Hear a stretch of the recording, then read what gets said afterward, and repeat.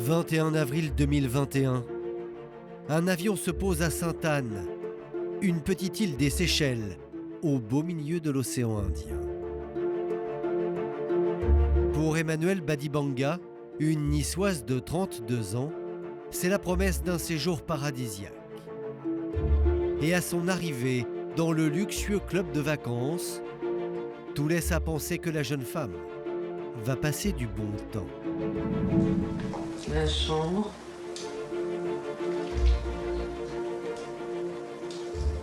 Petite salle de bain en détente. En arrivant, elle est très contente. Elle fait une petite vidéo pour nous montrer le bungalow. Elle est heureuse d'être là. C'est incroyable. Magnifique. Et la vue, le clou du spectacle. Il fait 100 degrés.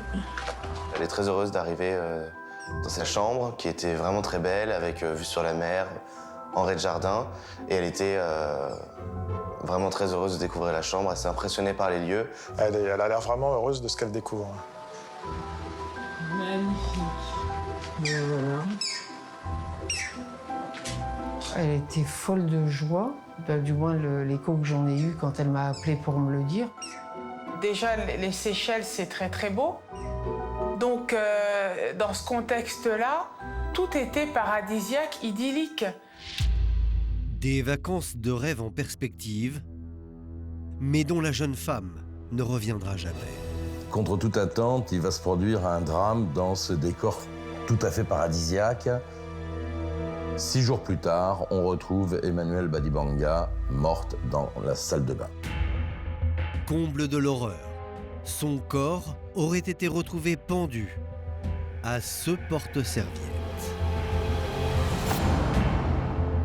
Alors que s'est-il vraiment passé dans le bungalow 2027 de ce club de vacances 5 étoiles? Suicide ou meurtre déguisé? Nous allons vous raconter une histoire où les apparences sont trompeuses. Une affaire dont les nombreux coups de théâtre vont mettre les nerfs de toute une famille à rude épreuve. C'est un meurtre déguisé en suicide. Il rentrait dans des colères qui étaient assez explosives. Il a menti. On a besoin de savoir ce qui s'est passé. Nous savons qu'elle ne s'est pas suicidée. Mardi 27 avril 2021 à Toulouse. Ludovic Badibanga s'apprête à passer une soirée tout ce qu'il y a de plus ordinaire. Mais les appels répétés de Thomas de Bâtisse, l'homme qui partage la vie de sa sœur, vont tout bouleverser. On est en famille avec ma femme, mes enfants, prêts à regarder un match de basket, à passer une bonne soirée. Donc je remarque plusieurs messages en absence où Thomas me demandait de le rappeler le plus vite possible. Ludovic a de quoi être inquiet. Ce n'est pas dans les habitudes du compagnon d'Emmanuelle de l'appeler directement. Et puis l'homme se trouve avec sa sœur aux Seychelles. Il n'a donc a priori aucune raison de le contacter en urgence. Donc je le rappelle et là il m'annonce la mort d'Emmanuelle. Thomas de Bâtisse explique qu'il a lui-même découvert le corps d'Emmanuelle. Et la suite de son récit fait froid dans le dos. Ce soir-là, Emmanuel n'avait pas envie de sortir, donc il vient du restaurant et il avait ramené un plateau repas pour Emmanuel. Il rentre dans la chambre en passant par la terrasse. La lumière est éteinte à l'intérieur de la pièce, les rideaux sont tirés. Il appelle Emmanuel à plusieurs reprises et cette dernière ne répond pas. Il la cherche dans la pénombre et finit par la trouver dans la salle de bain.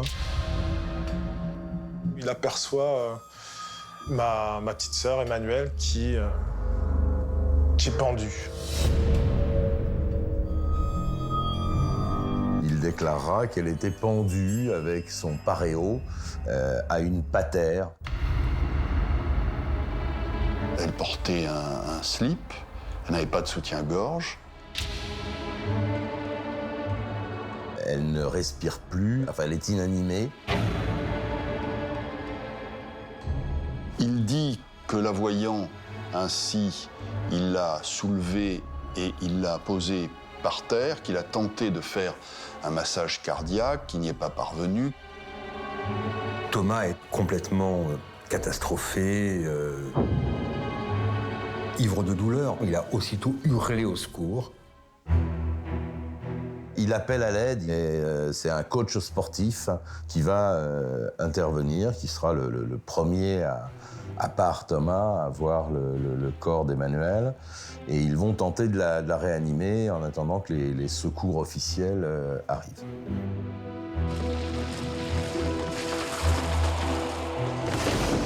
Malgré l'arrivée des secours qui tentent de la réanimer, rien n'y fait. Il est 19h45, Emmanuelle Badibanga est morte.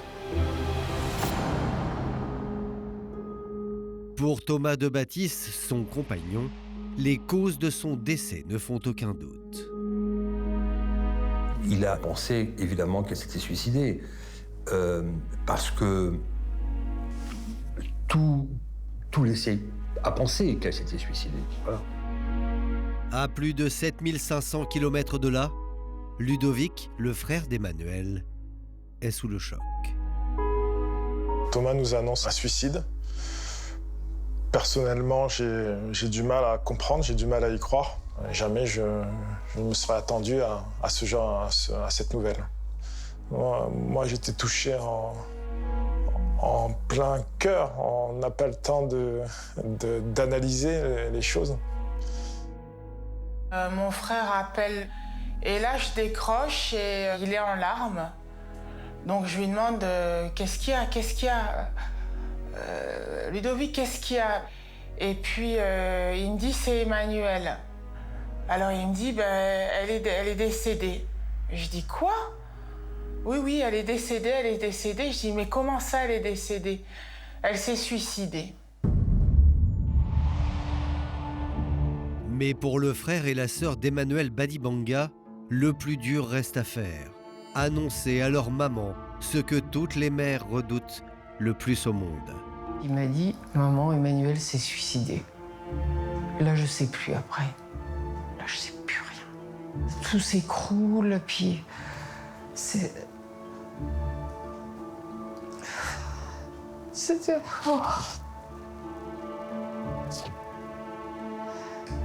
On pense même pas, on pense juste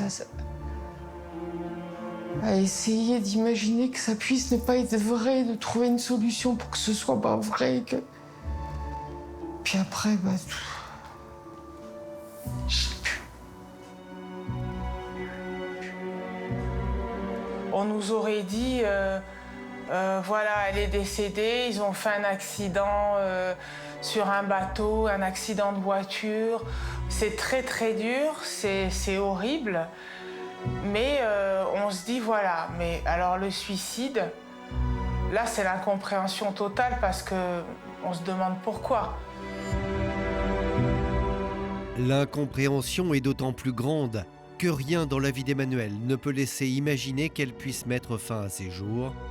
C'est même, vous allez le voir, tout le contraire.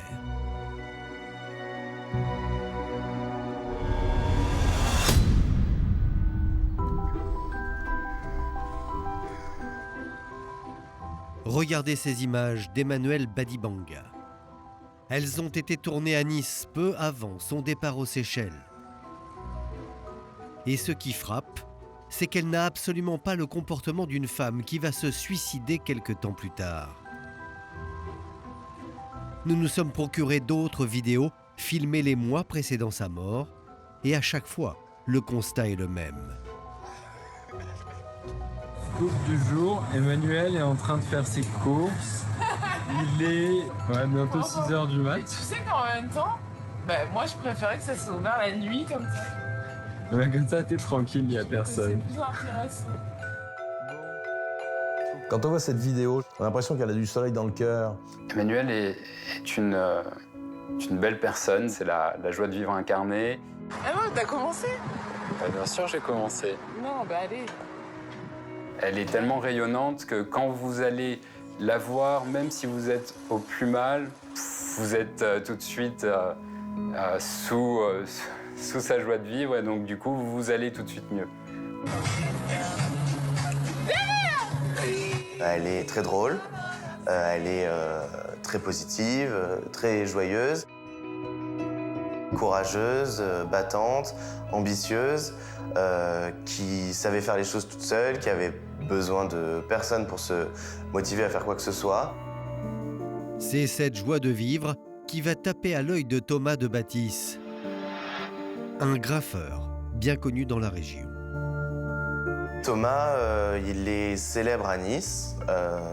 Il fait beaucoup de projets pour la mairie de Nice, pour promouvoir le street art à Nice. Et lui, c'est un petit peu l'ambassadeur de la ville.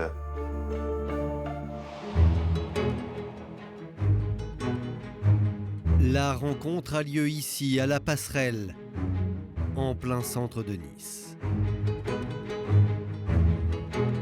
Donc elle est gérante de cet endroit. C'est un espace de réception où en fait elle met à disposition ses murs pour des artistes qui peuvent venir exposer sur une période donnée. C'est une salle qui marchait pas trop avant. Elle a commencé à en faire un lieu très branché où les artistes aimaient bien venir. Seulement si Thomas de Bâtisse est tout de suite tombé sous le charme d'Emmanuelle, la réciproque n'est pas vraie. Ce n'était pas un coup de foudre. Ce n'était absolument pas son type d'homme. Elle le disait elle-même. Voilà, elle disait qu'il faisait le forcing. Elle trouve qu'il est trop négligé, qu'il ne se soigne pas assez. Au départ, elle ne tombe pas amoureuse tout de suite de lui.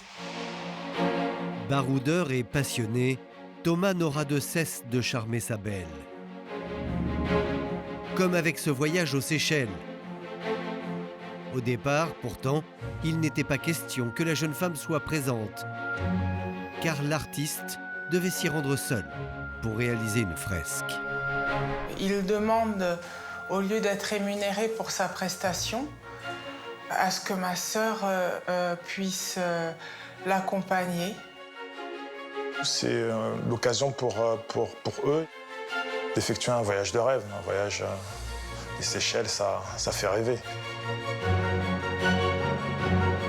On avait reçu une vidéo le soir, quand il y a des animations où elle dansait.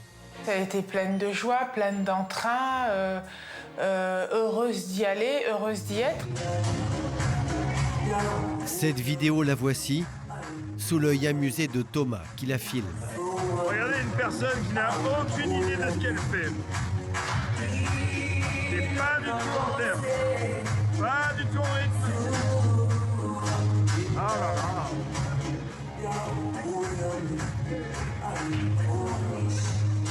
Emmanuelle ne boude pas son plaisir. Le couple semble plus amoureux que jamais, comme en atteste cette photo que la jeune femme a publiée sur les réseaux sociaux 2 jours avant sa mort. Ils ont l'air, lorsque je les vois, tous les deux heureux, bien ensemble. Tout allait bien, du moins de ce que nous, maman, mon frère et moi, avions perçu de cette union. Ils sont tous les deux enlacés, amoureux. C'est le bonheur parfait, l'idylle parfaite. Donc cette thèse du suicide ne colle pas. C'est l'incompréhension totale. Rien ne permet d'expliquer qu'Emmanuelle Badibanga ait pu mettre fin à ses jours. D'ailleurs, la jeune femme n'a laissé aucun mot pour expliquer son geste. Elle était vraiment très très proche de notre mère, très très proche de certains amis qui, pour certains, étaient même des confidents. Et donc, partir de cette façon-là, sans laisser de mots, c'était incompréhensible.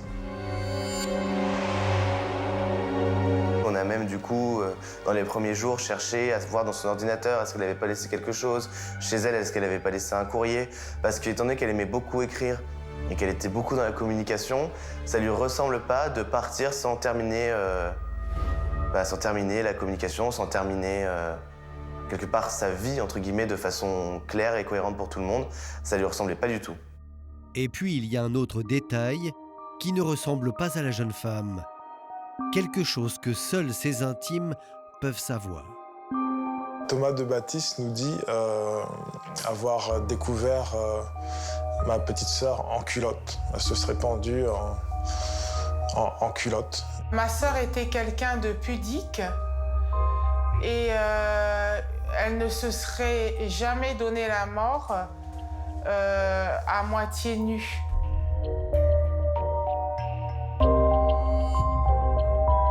C'est impossible. Pour moi, c'est absolument inconcevable qu'elle se soit suicidée en petite culotte. Ça tient pas la route, ça. Pour les proches d'Emmanuel Badibanga, la thèse du suicide ne tient pas. Et très vite, la police locale va partager le point de vue de la famille.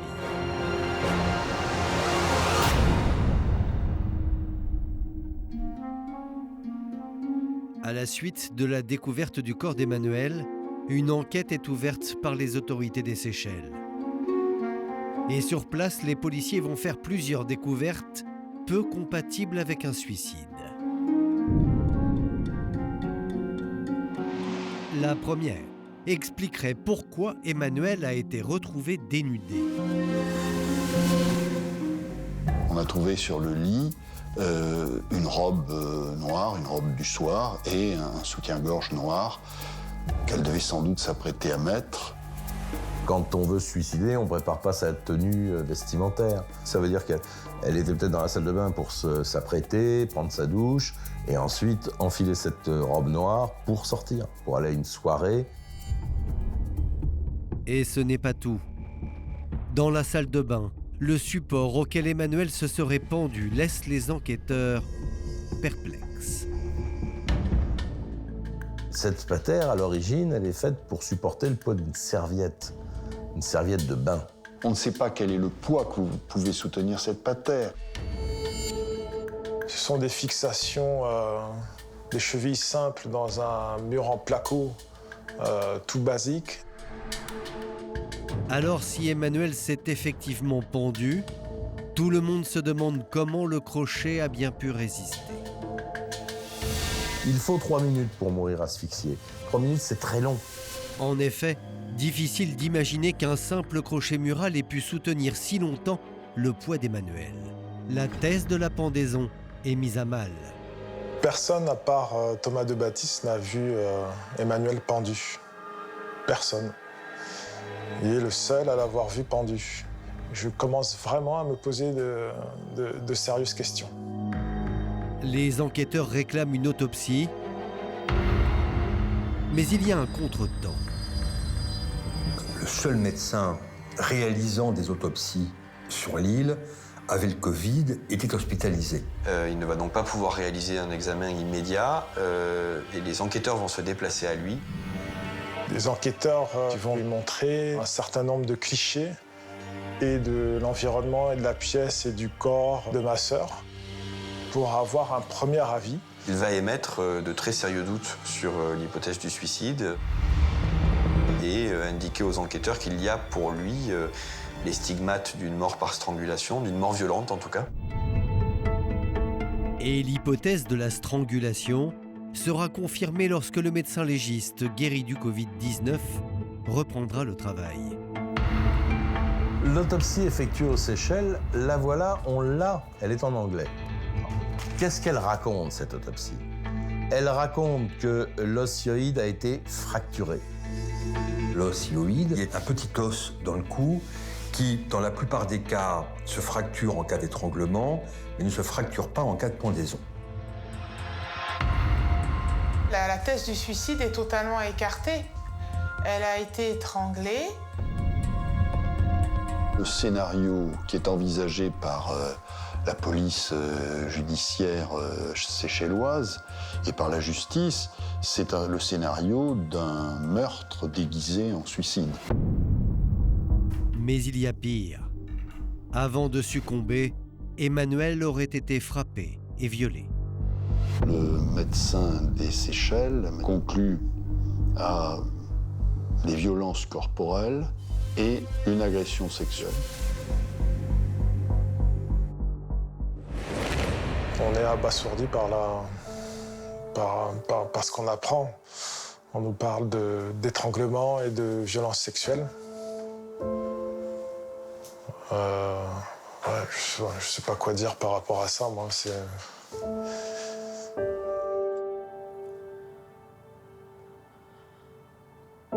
J'ai eu l'impression qu'on m'avait enlevé ma sœur pour une deuxième fois. Forcément, Thomas de Baptiste devient le suspect numéro 1. C'est alors qu'aux yeux de la famille d'Emmanuel, un témoignage va venir renforcer les soupçons à l'égard du compagnon. Et surtout, de nouvelles révélations vont faire apparaître un mobile potentiel.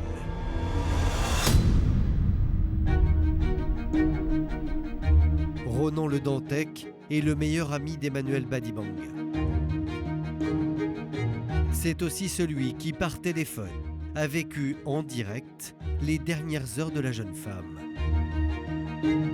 Et vous allez voir que grâce à lui, une information cruciale va venir alimenter l'enquête. Elle m'envoie un SMS le matin du 27 avril, aux alentours de 10h, où elle me demande si on peut s'appeler, car elle a besoin de vider son sac. Il y avait de l'eau dans le gaz entre Thomas et Emmanuel. L'origine de cette discorde, c'est le côté un peu léger de Thomas qui regardait les filles. Et au bout d'un moment, cette situation a fini par énerver très sérieusement Emmanuel. Et ce n'est pas la première fois que Thomas de Baptiste attise la jalousie de sa compagne. Le confident d'Emmanuel se souvient. Il cherchait constamment à la rendre jalouse, donc en attirant l'attention sur lui, en parlant avec des filles via les réseaux sociaux, en draguant des filles devant elle, ce qui fait qu'elle ressentait de la jalousie. Il va la mettre dans une situation où elle est forcément obligée de perdre le sourire. Le schéma se reproduit et se reproduit presque à chaque fois qu'ils ont une sortie. Au club de vacances, les occasions de faire enrager Emmanuel ne manquent pas. Et elle m'explique qu'elle est très déçue par le comportement de Thomas, parce que la veille, il devait se rendre à un spectacle le soir, et sur le chemin pour aller au spectacle, Thomas s'arrête à la table des danseuses, que Thomas, selon elle, commençait un petit peu à draguer depuis le début des vacances. De quoi faire perdre le sourire à Emmanuel, manifestement très agacé sur cette vidéo. Elle se sentait humiliée et elle n'appréciait pas du tout qu'il fasse ça juste devant ses yeux en plus de ça. Lorsqu'elle appelle son meilleur ami, 15 heures se sont passées. Mais Emmanuel ne décolère toujours pas. Pendant qu'elle m'explique tout ça, elle est au restaurant de l'hôtel et elle m'explique que c'est l'heure de manger, qu'elle attend Thomas qui va bientôt avoir sa pause parce qu'il était parti travailler. Emmanuel pense que Thomas est toujours en train de peindre la fresque commandée par le club de vacances. Sauf qu'elle va très vite déchanter. Elle me dit non mais je rêve en fait. Attends, je suis en train de l'attendre pour rien parce qu'il est déjà en pause, il est à la piscine avec les danseuses. Thomas faisait le coq dans la piscine entouré des danseuses du club. À ce moment-là, elle raccroche le téléphone en me disant en fait il est devant moi avec les danseuses, elle est très très énervée et elle va pour le confronter. Emmanuel interrompt la conversation. Lorsqu'elle rappelle 2 heures après, elle apprend à Ronan Le Dantec que la discussion a mal tourné.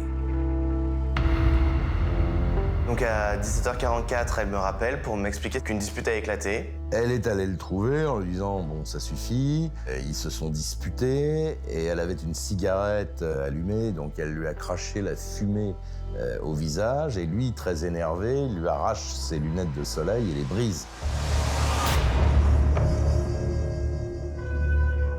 Et en fait, ça lui a fait peur parce que pour elle, c'était vraiment le geste de trop. En fait, Thomas de Baptiste n'en serait pas à son premier coup de sang. De quoi faire prendre à la jeune femme une décision radicale. Il rentrait dans des colères qui étaient assez explosives, qui ne duraient pas longtemps, mais ça arrivait souvent. Il avait toujours été dur dans ses mots, violent dans ses mots, mais pas violent physiquement avec elle. Et elle ne pouvait pas accepter qu'un homme lève la main sur elle. Donc pour elle, elle avait pris la décision définitive de le quitter. Elle me dit qu'elle est prête à avancer son vol retour pour Nice, qu'elle est prête à changer de chambre si elle le faut, mais elle ne veut plus rien avoir à faire à lui. Ce sont les derniers mots que Renan Le Dantec entendra de la bouche d'Emmanuel. Au moment où il raccroche, il est précisément 18h18. La jeune femme est dans son bungalow. Et environ 1h30 plus tard, elle sera retrouvée morte dans la salle de bain.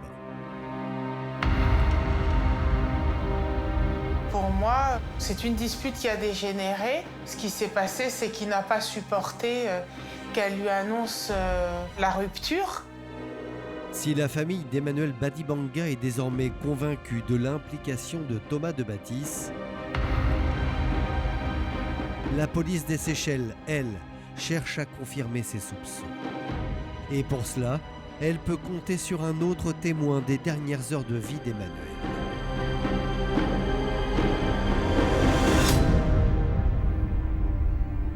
Ce témoignage, c'est celui d'un vigile du club de vacances. Et d'après lui, Thomas de Baptiste était dans le bungalow à l'heure estimée de la mort de sa compagne.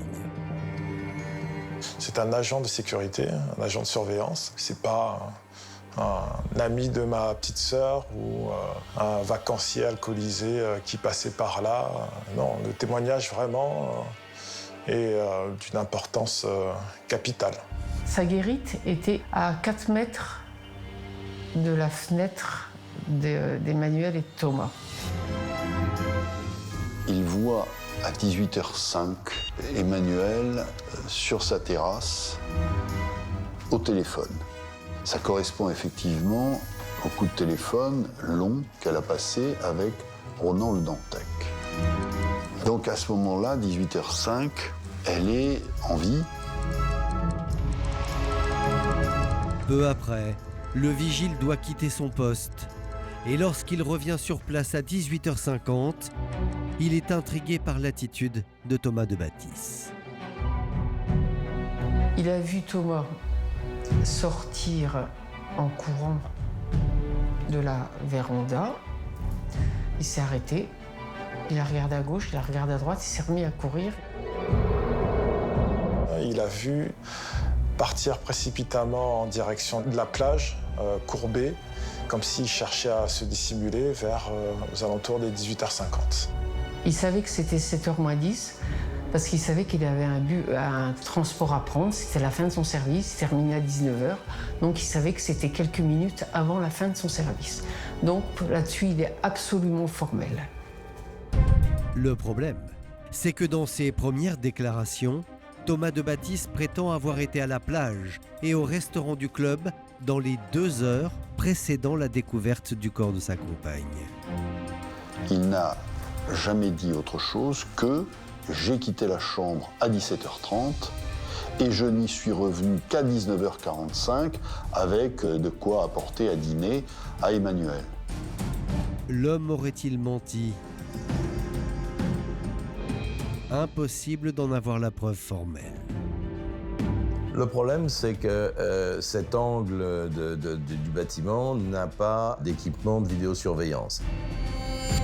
Il n'y avait pas de caméra.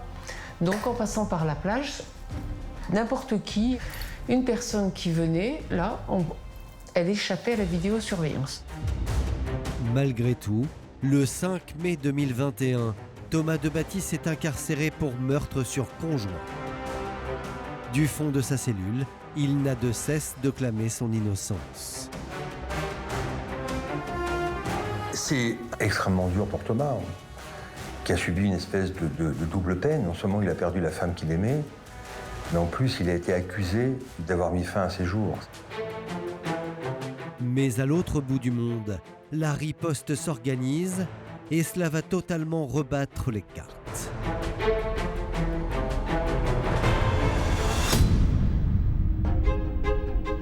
Juin 2021, à Nice. 3 mois après la mort d'Emmanuel, l'incarcération de Thomas de Baptiste est au cœur de toutes les conversations. Il faut dire que dans sa ville natale, tout le monde ou presque croit en son innocence. Il faut sauver le soldat de Baptiste parce que le pauvre, il était injustement accusé d'un crime horrible. On a même vu des politiques soutenir une collecte de fonds qui a été organisée par des artistes. Et ça a été très surprenant de voir même des gens qui connaissaient Emmanuel venir soutenir Thomas. C'était le saint martyr auréolé. On a été écœurés, c'est vraiment le mot, par ce soutien massif dont il a bénéficié. Pour comprendre pourquoi la ville entière est convaincue que le célèbre graffeur est accusé à tort, il faut revenir quelques semaines en arrière, lorsque le corps d'Emmanuel a été rapatrié en France.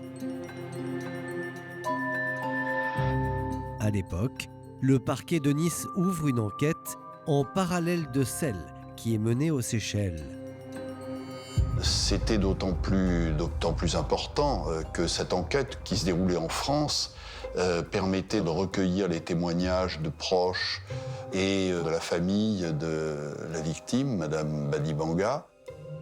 Et il fallait que la justice qui se posait des questions sur tout ça puisse mener les investigations qu'elle souhaitait, qu'aucun doute ne soit permis. Les proches d'Emmanuel n'imaginent pas que c'est tout l'inverse qui va se produire. Car une nouvelle autopsie est ordonnée et elle va totalement contredire les conclusions du légiste des Seychelles. D'abord, pour les experts français, rien ne permet d'affirmer qu'Emmanuel a été agressé. Les médecins disent qu'il n'y a pas la moindre trace de violence sexuelle, pas la moindre. Et toutes les traces sur le corps de Mademoiselle Badibanga sont des traces post-mortem. Selon eux, il n'y a aucune marque visible d'hématome ou de contusion qui aurait été causée avant la mort. Et surtout, la théorie de la mort par étranglement repose selon les médecins légistes français sur une terrible erreur. Un scanner a été réalisé lorsque le corps de Mademoiselle Badibanga est arrivé en France et l'os hyoïde ne souffre d'aucune fracture. Logiquement, on ouvre et on constate de visu la fracture de l'os. Or, lui, il a simplement fait une palpation et il a dit « os hyoïde brisé ». Pas très sérieux. La pendaison est possible, alors qu'au départ, on considérait que la pendaison n'était pas possible. Ça a été un soulagement considérable pour Thomas, parce qu'évidemment, il est innocent, puis il n'y a pas de preuve dans ce dossier, il n'y en a aucune. Le problème, c'est que la contre-expertise réalisée en France est elle aussi sujette à caution. Et voici pourquoi. Le corps n'a pas été conservé dans des conditions excellentes. C'est même un euphémisme. Il y a eu un problème de conservation du corps aux Seychelles dans des frigos. Les chambres froides sont tombées en panne. Et donc, quand on amène ce corps aux médecins légistes français, ils ont un corps qui est difficilement autopsiable. Nous avons interrogé Bernard Marc, expert en médecine légale de renom. Il est formel, impossible d'écarter complètement l'hypothèse d'une agression physique. Et ce n'est pas parce que l'os hyoïde est intact qu'Emmanuel n'a pas été étranglé. On a des éléments scientifiques qui sont en faveur de cette pendaison, qui sont très importants, mais il existe cependant des strangulations où l'osioïde n'est pas cassé. Il persiste un doute raisonnable. On est là dans une marge d'erreur et dans quelque chose où il faut être prudent. Les causes de la mort sont pas extrêmement claires. Et parce qu'il ne faut jamais, dans une enquête criminelle, il ne faut jamais prendre qu'un seul élément en compte, que ce soit l'ADN, que ce soit l'autopsie. Donc, le résultat d'une bonne enquête qui permet de juger sereinement, c'est quand il y a des témoins, de la téléphonie, de la vidéosurveillance, des aveux, c'est encore mieux. Une enquête, c'est un tout. Ainsi, faute de preuves indiscutables, l'enquête semble dans l'impasse. Malgré tout, pour Thomas de Bâtisse, il reste tout de même un élément particulièrement gênant. Souvenez-vous, un témoignage le placerait dans le bungalow au moment où Emmanuel a trouvé la mort. L'un des principaux éléments à charge contre Thomas de Bâtisse, c'est un témoignage de cet agent de sécurité qui nous dit avoir vu Thomas de Bâtisse quitter précipitamment cette chambre par le jardin. Ces accusations graves, le graffeur les a toujours démenties. Mieux, l'homme aurait même un alibi en béton. Ainsi, pour contrer les affirmations du vigile, le compagnon d'Emmanuel avance un nouveau témoignage, celui d'un DJ. C'est un DJ qui est devenu un peu son copain en quelques jours, qu'il est allé rejoindre à 17h45 et qu'il n'a finalement pas quitté jusqu'à 19h40, heure à laquelle il retourne dans la chambre et découvre le corps inanimé d'Emmanuel. Entre le moment où Thomas a quitté la chambre et le moment où il y est retourné, Thomas a toujours été en présence, le DJ. Face à cet alibi, Ronan Le Dantec, le meilleur ami de la victime, va prendre une initiative pour le moins inattendue. Il décide d'entrer en contact avec le DJ en question. Et ce que l'homme lui aurait dit change tout. Il explique que un petit peu avant 18h, Thomas le rejoint, qu'ils passent un moment ensemble et que lui doit partir faire sa valise. Donc qu'aux alentours de 18h15, 18h20, il retourne faire sa valise et qu'un peu avant 19h, ils se rejoignent pour manger. Entre 18h15 et 18h50, il n'était pas avec Thomas de Bâtisse. Donc là, on découvre un trou dans son emploi du temps de 35 minutes. Et 35 minutes, c'est largement suffisant pour faire quelque chose de grave. Le DJ était jusqu'ici l'alibi de Thomas de Bâtisse. Il devient maintenant un témoin à charge. Je suis très surpris d'apprendre que des personnes qui ne sont ni avocats ni procureurs aient tenté d'obtenir des informations d'un témoin. C'est quand même assez étrange. Je ne vois pas à quel titre qui que ce soit d'autre puisse se permettre d'appeler quelqu'un qui allait nécessairement être témoin, parce que c'est une forme de pression qui est absolument détestable. Il n'en reste pas moins que ce nouveau témoignage peut radicalement changer la donne, d'autant qu'il existerait un élément qui permettrait de le confirmer. Thomas de Bâtisse va laisser un message vocal à son ami DJ de l'hôtel dans les heures qui vont suivre la découverte du corps, dans lequel il lui dit je suis revenu la voir, tu sais, juste avant d'aller manger.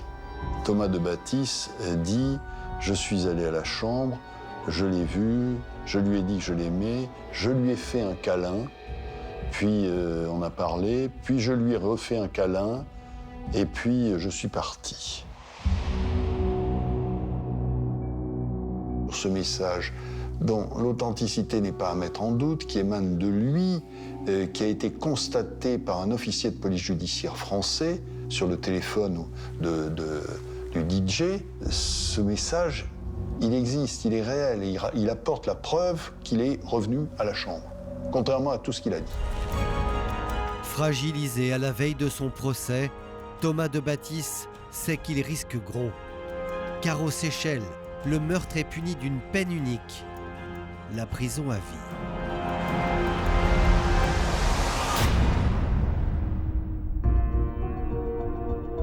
« 3 février 2022. à la Cour suprême de Victoria, la capitale des Seychelles, s'ouvre le procès de Thomas de Baptiste, presque un an après le décès d'Emmanuel Badibanga. Un moment douloureux, mais aussi plein d'espoir pour les proches de la jeune femme. Le procès, c'était un moment que nous attendions tous. C'était pour nous un moyen vraiment d'en savoir un peu plus sur ce qui s'était passé. Ma seule attente, c'est la quête absolue de la vérité. J'attends que la vérité éclate. On attend des réponses à nos questions. Tout ce qu'on sait, c'est qu'elle ne s'est pas donné la mort. Ça, on a cette intime conviction et cette certitude. De son côté, Thomas de Baptiste, qui a toujours clamé son innocence, apparaît plus combatif que jamais. Alors quand le meilleur ami d'Emmanuel soutient à la barre que la jeune femme aurait été tuée parce qu'elle voulait quitter son compagnon, ce dernier tente le tout pour le tout. Il était juste complètement méprisant. Il a tenté de me déstabiliser en fait pendant le procès, à faire en sorte que je n'arrive pas à parler correctement. Quand je parlais, il pouvait éclater de rire parce qu'il voulait faire croire à l'audience que je disais des énormités, alors qu'en fait je racontais juste la vérité. La thèse selon laquelle Thomas aurait été au courant d'une intention chez Emmanuel de le quitter est une thèse absurde. Il ignore tout de la conversation qu'Emmanuel a eue avec Renan et à l'occasion de laquelle elle lui aurait dit qu'elle avait l'intention de rompre. Face au juge, Thomas de Baptiste n'en démord pas. Emmanuel s'est suicidé.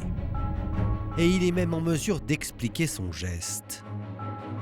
Il a expliqué que ce jour-là, Emmanuel lui a fait une révélation qui a probablement réveillé chez elle des souvenirs très douloureux d'un drame qu'elle avait vécu petite fille. Elle avait 7 ans, sa mère devait la faire garder chez les amis de la famille et elle aurait été abusée par un membre de cette famille.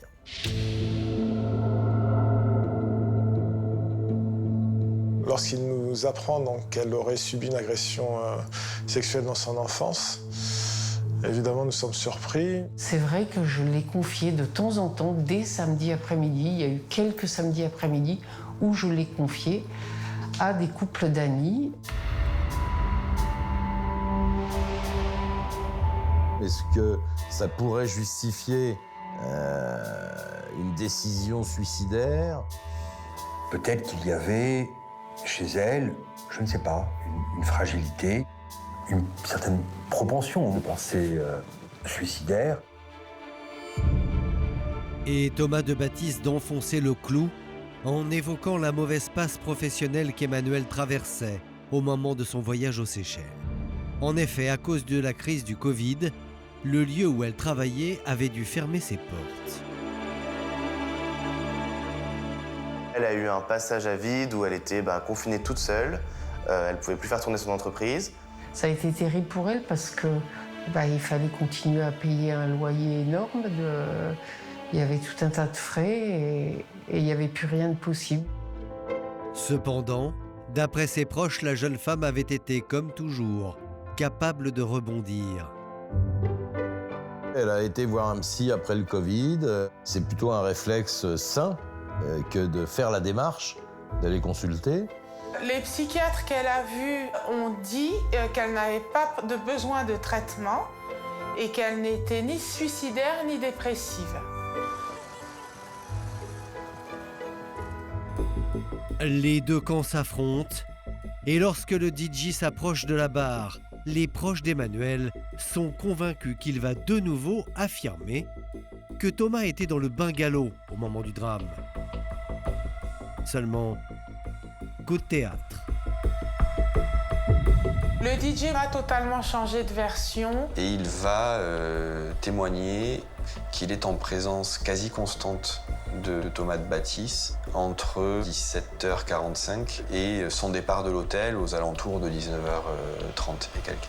Quand j'apprends que le DJ confirme la version de Thomas, là, moi, je comprends pas. Je comprends pas parce que c'est contradictoire avec ce que lui nous avait dit à la base.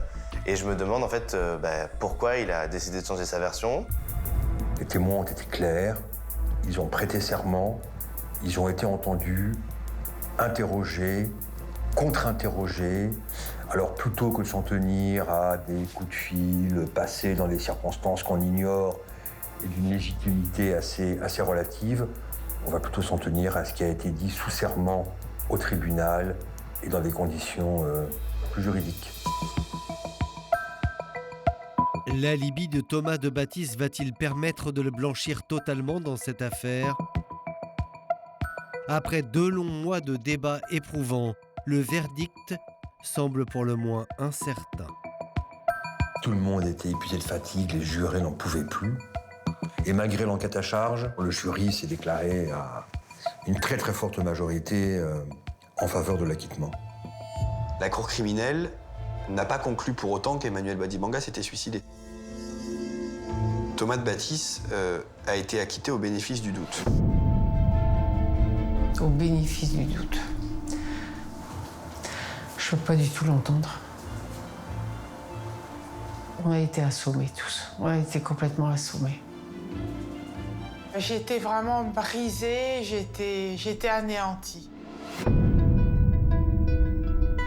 Aujourd'hui, plus aucune charge ne pèse sur Thomas de Baptiste. Thomas de Baptiste a été poursuivi pour le meurtre de sa compagne et a été acquitté devant la cour criminelle des Seychelles, et c'est une décision souveraine.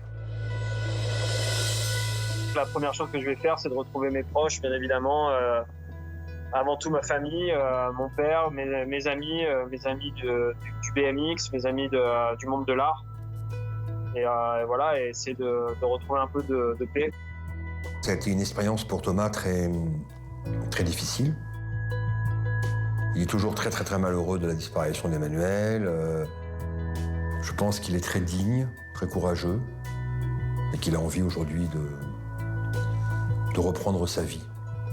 Aujourd'hui, il reste une enquête préliminaire qui est ouverte en France sur ce qu'on appelle l'élucidation des circonstances exactes de la mort. Pour les proches d'Emmanuel, le procès des Seychelles n'a pas permis de refermer toutes les portes. Comment interpréter ce message vocal de Thomas de Baptiste à son ami DJ, dans lequel il contredit son propre alibi ? La patère de la salle de bain a-t-elle pu soutenir le poids d'Emmanuel, le temps nécessaire à une mort par pendaison ? Et quand bien même, peut-on totalement exclure l'hypothèse d'un meurtre maquillé en suicide ? Sur ce point, une piste n'a pas été évoquée lors des débats, l'implication d'un autre homme que le compagnon de la victime.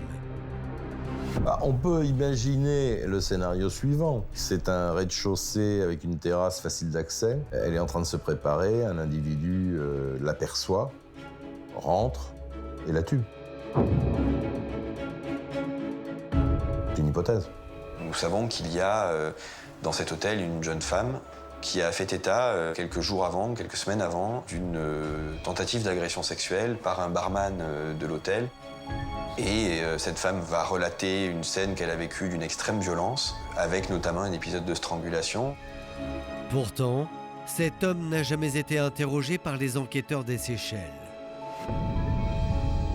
Déterminés à connaître la vérité, les proches de la jeune femme espèrent que le parquet de Nice décidera de lancer de nouvelles investigations. Nous avons la certitude qu'elle ne s'est pas suicidée. Donc on peut le présenter comme on veut, en déduire ce qu'on veut, mais nous savons qu'elle ne s'est pas suicidée.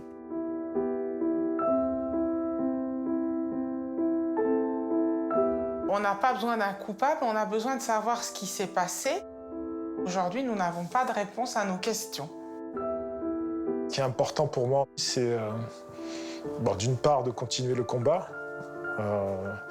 mais d'autre part aussi de ne pas se laisser pourrir par ce combat. Parce que quoi qu'il se passe, de toute façon, il n'y a rien qui ramènera ma sœur.